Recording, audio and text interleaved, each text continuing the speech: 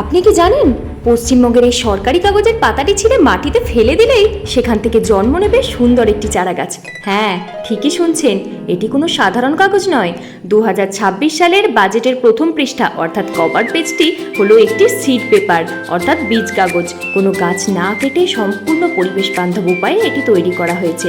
সবচেয়ে আশ্চর্যজনক বিষয় কি জানেন, এই কাগজ তৈরিতে একটা গাছের কাঠও লাগেনি। বাংলার ঐতিহ্যবাহী পাট আর সুতির কাপড়ের বর্জ্যকে রিসাইকেল করে গ্রামীণ কারিগররা হাত দিয়ে এটি বানিয়েছেন।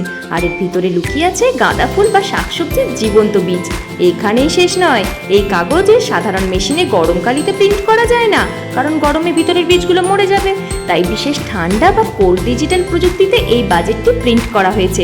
বাজেট পড়ার পর এই পাতাটি টবের মাটিতে পুঁতে দিলেই কদিন পর গজিয়ে উঠবে নতুন জীবন। জিরো ওয়েস্ট বা শূন্য বর্জ্যের এর চেয়ে বড় উদাহরণ আর কি হতে পারে?